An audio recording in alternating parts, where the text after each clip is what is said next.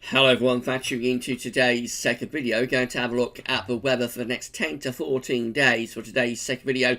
Day 10 will take us around the 29th of December, or we'll be able to extend out beyond that with the extended GFS and ECM ensembles. They run to around a couple of weeks. Going to have a look at the CFS V2 at the end of the video for the next 4 weeks. It's going to be great. It's going to be fantastic. So I shall get on with that for you very shortly. Just to say that the weekend forecast has been released. It was on Saturday. Got your weekend look at. And tonight we're going to have a 20-second Christmas update. We're coming to the end very rapidly now of the Christmas updates. But we've got a couple more to do for you. We'll do a 20-second Christmas update for you tonight, probably around 8 o'clock. There was an epic live stream that took place on the channel last night. We reached a new peak concurrent viewer record for GavsWeatherVids. We peaked at 415 concurrent viewers during last night's live stream. Absolutely incredible. Absolutely unbelievable live stream. So thank you so much everybody for making it such a very, very special live stream. We also generated very nearly £150 in super chats as well for GavsWeatherVids and for the channel. Totally blown away. You know, I'm always completely blown away by the response that you all give to me. And you know, I'm always constantly surprised about how kind and generous you all are, and it really is very, very moving when you know, you are so very, very kind to me. So thank you so much. You know, thank you so much to all of you for all of the support. Not just on last night's live stream, but throughout the year. Really, we'll talk about this much more towards the end of the year, of course. But the way the channel has developed this year has been absolutely incredible, and thank you so much, everybody. You know, thank you so much to each and every one of you. I was a little bit poorly on the live stream yesterday, so I had a migraine and I wasn't very well. And yes, I am feeling a lot better today. So thank you to all of you for all of your messages of support and inquiring how I am. I am doing a lot better today, so thank you so much. Thank you so much, everybody, for all of the support and the lovely messages that you've been giving to me. We are very close to 8,800 subscribers. Just got to put a handful more subs on to get to 8.8k, and that will leave us with just 200 subscribers left to get to 9k. I'm not sure we're quite going to be able to do this before the new year, but if we can't get to 9k like by New Year's Eve, then we'll do it shortly in early January, hopefully. But yeah, if you aren't yet subbed to the channel, please can you give us a sub, tell your friends and family as well to subscribe, and thank you so much everybody for doing that. Right, we're going to start off with situation in the stratosphere. So just going to do a quick 10 to 14 day again for you today, this second video. So we'll start off situation in the stratosphere. When I'm feeling a little bit better, we will have a proper look at the strat, and we'll look at, you know, what the current temperature is doing with the charts and with JMA. We'll have a look at the ECM WF as well, stratospheric forecast. We'll do it in a couple of days when I'm feeling a little bit, you know, a little bit more like it. So I just want to get through this one quite quickly, especially I've got a Christmas update to do later on. So I'm just going to show you this current temperature with the GFS temperature forecast at 10 HPA in the stratosphere over North Pole with GFS shows that these blue and purple colours are bare. That is the polar vortex at its roots in the stratosphere. So we know we're going to get like a minor warming occurring around Christmas over Siberia. That's this area of green and yellow just here that's pushing through Siberia, and that intensifies as we go just beyond Christmas. 27th of December, we've got this large swathe of green and yellow from like the Mediterranean, North Africa, all the way up to Siberia. That is sometimes a precursor to a southern stratospheric warming. The GFS model has been playing around with southern stratospheric warming. So, and look at this, as we get to the 30th of December, GFS 6Z is again going for a very, very significant warming of the stratosphere over Siberia, where we've got those red colours. So that is reaching southern stratospheric warming temperature levels over Siberia. We also start to pick up a second warming over the Atlantic just here. Not as intense, there's a second warming going on over the Atlantic and over Europe. So the polar vortex really is being put under strain there. Polar vortex is absolutely being put under strain by like a pincer movement. On the one side, on the Siberian side, we've got this warming just here. We've got another warming over the Atlantic, and you can see that it actually looks at the very end of this GFS row, which gets us to the 4th of January. It looks like the polar vortex is about to split in the stratosphere, where these blue colours are being pulled and stretched so far. They are virtually reaching breaking point, being stretched to breaking point. It looks like I've virtually got a split of the polar vortex starting to occur there. As we get into the early part of January. So things continuing to look very, very interesting. Very, very interesting signals stratosphere-wise. And as I say, in a day or so's time, I'll start showing some data from the ECM as well, and the University of Berlin, and we'll see what that has to say. But stratosphere-wise, things continue to look really interesting for this winter. CT, central temperature, is currently looking like this. So this is from Hadley. Provisional to yesterday, the 18th of December, we're standing at 5.8, which is around 1 degree above average. So, you know, for the first sort of 3 weeks of December, despite quite a cold opening week, actually, we're going to be milder than average. We wait and see what happens as we get to the last week of the month, of course. These are the GFS upper air temperature and precipitation ensembles. So next couple of weeks, we're at Basildon today. So the red line is a 30-year upper air temperature average for Basildon in Essex. And we're going to be above average for the next few days until around Wednesday. We're going to go colder than average over Christmas. That's our Christmas cold into. Goes a little bit milder, maybe, a little bit less cold around Boxing Day. This will covered by a weekend forecast, of course, and then colder between Christmas and New Year, and potentially quite a protracted cold spell setting up. Not severely cold, but potentially quite a protracted cold spell is setting up there, actually, between Christmas and the New Year. We've got some very, very interesting charts to show you for that period in a moment. Precipitation-wise, there is going to be a bit of a deluge up until Wednesday. Lots of rainfall coming through. This is for Essex as well, so it's going to be a little bit drier compared to areas further west, but I am a bit concerned about the chance of localised flooding sort of Monday, Tuesday, Wednesday. After that, it will go a bit drier over Christmas, but also, of course, it's getting colder then as well, but not completely dry between Christmas and New Year. There are precipitation spikes, of course. As those precipitation spikes come through, some of them, as the temperature gets colder, could be turning increasingly to sleet and to snow. Temperature anomalies from the 19th to 27th December are going to be a little bit milder than average, especially so for England and Wales. Precipitation anomalies from the 19th to 27th of December, a little bit drier than average. So a little bit on milder than average side of the weekend, a little bit on the drier than average side of the weekend. Maybe surprising given what we've just seen, actually. I'm a bit dubious about that, showing drier than average conditions for Wales and Northern England. I don't know about that at all, because I think it's going to be very wet in that area, like Monday, Tuesday and Wednesday. So I'm not quite sure what's going on, actually, with that anomaly map. Right, this latest wind flow chart from earthnullschool.net showing that the west-south-westerlies are still across the country, so it remains mild and will continue to do so for the next few days. It's how the latest UK Met is looking for Tuesday. So low pressure is to the north of Scotland. We've got a trailing weather system through the southern part of the country just there. So mild on the southern side of that weather system with winds in from southwest, cold on the northern side of the weather system with winds in from the north, and that's where the rain's come from. So quite why that anomaly was showing driving average conditions like North Wales and Northern England, I don't know, because that's where the weather front's going to tend to be a bit stuck, I would have thought. Up to the middle of next week. Anyway, right, this is 23rd of December. Another low is pushing up from the southwest. That will bring a further pulse of heavy rain into the middle part of the week. By Christmas Eve, all of that's clearing out of the way, and we're opening the door to this cold northerly. This northerly probably brings snow showers into the north and wintry showers down the eastern side.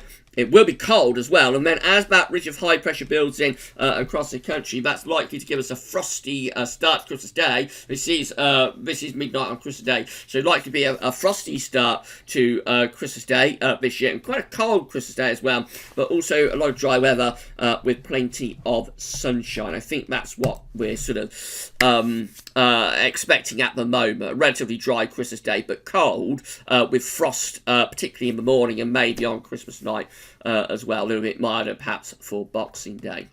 This is how the GFS6Z is looking for Tuesday. So again, we've got this area of low pressure out to our west that will be bringing plenty of rain to England and Wales through the early and middle part of next week. Then that system gets out of the way by Christmas Eve. We turn wind into the north-northeast, be colder, and there will be wintry showers, particularly for northern and eastern parts of the country. High pressure ridges in for Christmas Day, settles us down, turns us dry, but it will be cold and there'll be frost to begin with. So white on Christmas morning from frost, if not snow. High pressure pulls back out into the Atlantic for Boxing Day, allows a weather system to come in off the Atlantic. That will bring milder air in from the west and also an increase of cloud. And then for Sunday, 27th of December, this low pressure starts to drop in from the north. The high pressure is pushing northwards. This is kind of shades of December 2010 in some ways, but the air is nowhere near as severely cold as it was in 2010. Nevertheless, it is cold. That low pressure is dropping in from the north. And, as we go through, like, the 27th, 28th December, and this low pressure plunges southwards, we probably have an increasing risk of snow coming southwards with it. So that's day 10, Tuesday the 29th of December, with low pressure just off the coast of East Anglia. Northern blocking as well. As I say, this is shades of the December to remember. You probably have to go back to 2010, but last time we saw this level of northern blocking and Greenland blocking in December. Anyway, of course, we did get it in March 2013, but it's been a long time, really long time since we had that level of northern blocking over Greenland in December, probably 10 years. The air is nowhere near as severely cold as it was in the December to remember up to this point, but a couple of points about that. To get snow, it does not need to be anywhere near as cold as it was in December 2010. Remember, December 2010 was extremely severe and very unusual for how severely cold it was. To get snow, it does not need to be as severely cold as that. You can be 5 degrees above what the temperatures were in the December to remember. It'll probably still snow. So if you're after snow, it doesn't need to get as severely cold as it did in the December to remember. The other point, though, of course, is that if this was to lock in, and I'm not saying that it will, because this is like 10 days away, but if this northern blocking was to lock in over Greenland, then eventually, sooner or later, we would start to tap in to a very severely cold pool of air, a very cold pool of air. Eventually, if you've got the blocking for long enough, you will tap into it.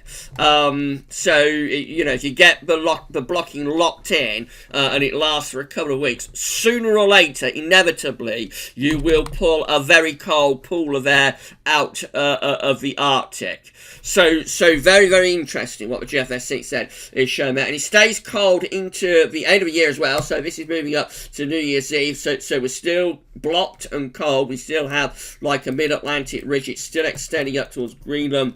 Low pressure is to our south and east. Winds are still coming in from a north to northeasterly direction. So yeah, I mean it remains properly cold and potentially snowy up to the new year, and certainly cold and wintry up to New Year. The very end of his GFS run starts to move low pressure back in off the Atlantic, beginning to get a little bit less cold and going back more towards rain by then. But of course, that's over 2 weeks away, so it isn't worth worrying about at all. Let's have a look at the precipitation forecast based on that GFS 6Z run from the Weather Outlook. So of course, initially we're just talking about rain. There will be a lot of rain for England and Wales in particular. By the time you get through to Christmas Eve, some of that could be starting to turn a little bit wintry, actually. So let's go backwards. By the time we get through to about there, which is like 23rd, 24th, 7th, there is heavy rain there for like Wales and Midlands, some parts of Northern England. A little bit of wintry weather is suggested on the northern edge of that. That all gets out of the way for Christmas Eve, and then we bring down those wintry showers on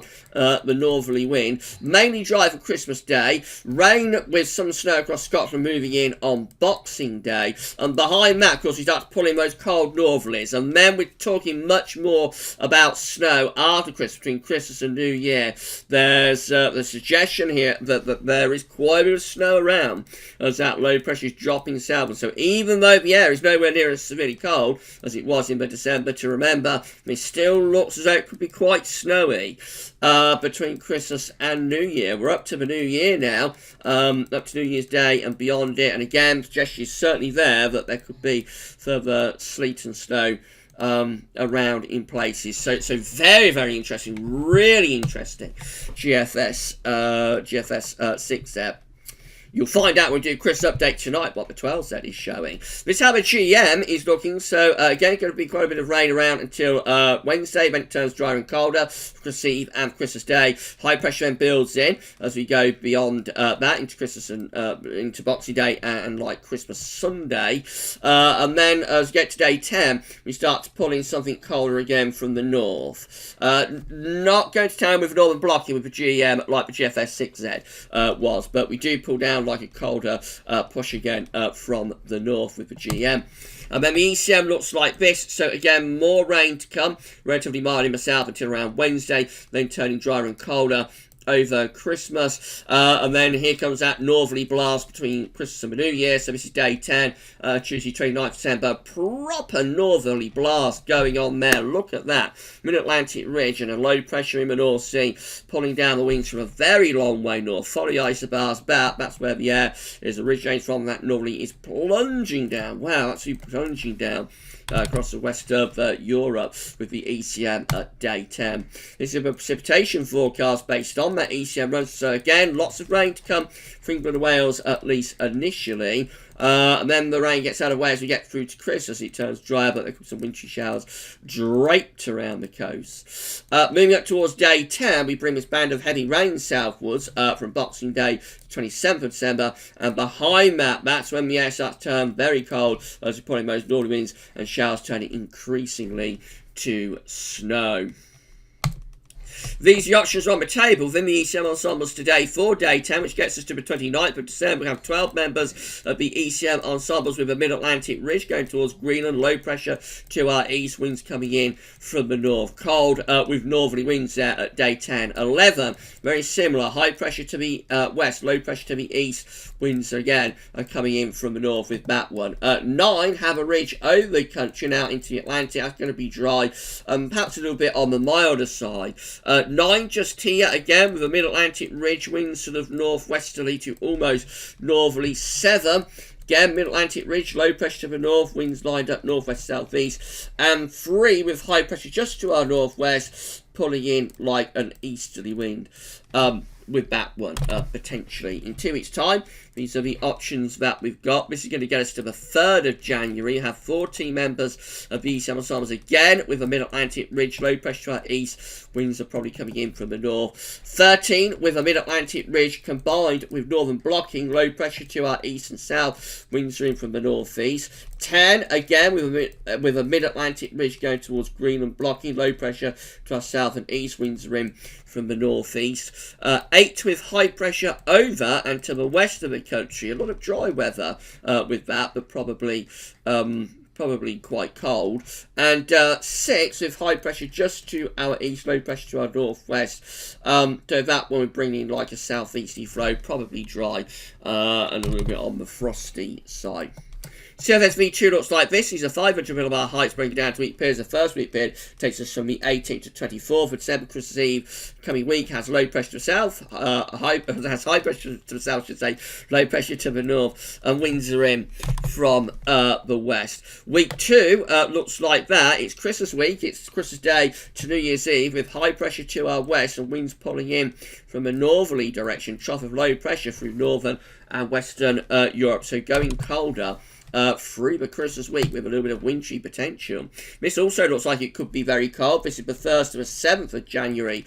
A high pressure in the North Atlantic going up to northern blocking with low pressure to our south and east. Winds are in from an east to northeasterly direction there. So that could be unsettled and very cold for the start of the new year 2021, starting on a cold note. And then week 4, 8th to the 14th of January with trough low pressure over top of the country combined with mid-Atlantic ridge. Still unsettled, maybe a little bit less cold for that week. Probably not quite as cold in that week. Temperature anomalies look like this. Week 1, 18th to 24th December is milder than average, but week 2, Christmas week, going or hinting at going colder than average. Week 3 potentially looks very cold at the start of January. 1st to the 7th of January, significantly cold average, not just the UK, but through most parts of Western Europe as well. And then week 4 is also going, or stays cold with an average 8 to the 14th of January. Maybe not quite as cold, but you know, generally staying quite cold into week 4, the second week of January. Right then, so if you enjoyed this video and enjoy my content on the channel at the moment, please can you click like and make sure you are subscribed to our channel. You'll be able to see future weather content, and don't forget to tell your friends about GavsWeatherVids as well. And if everybody who subscribes brings a friend, you'll be able to get us to 9k subs so much quicker. Thank you so much, everybody, for doing that. Drop a comment and let us know what you think, as long as it's nice. As long as it's a nice comment, which of course I know it will be, because you are all so very, very kind to me. So thank you so much, everybody, for doing that. As I say, we're going to put on around another 200 subs to get to 9,000 subscribers. It's going to be touch and go whether we can do that before the new year. But if we don't do it like before New Year's Eve, we'll do it, I would have thought, within a few days of the start of January, probably. So we shouldn't have to wait too long to get to 9k. And then, of course, it'll be a case of how quickly can we get ourselves to 10k. How exciting will that be? Right, that's it for this video then. We'll be back later on with the 22nd Christmas update. Tomorrow, of course, again, no long range tomorrow. We're having a little bit of a break from the long range until January, and then we'll start spring updates. So tomorrow it'll just be like a regular 10 to 14 day. Everything that we've done here we'll do again in a video tomorrow. And you know, we'll look at the data for Christmas week and all of that good stuff. And there'll be live streaming from 6 o'clock. So we'll have a live stream from 6. And again, that may turn into a bit of a Snow Watch live stream. It might do. It might be on Summer's Watch. I don't know what we're doing with live stream this week, but we'll definitely have a live from 6 o'clock until 7. Tomorrow. But for this one, that's all for now, and thank you so much for watching. See you later on for the 22nd Christmas update. Bye for now.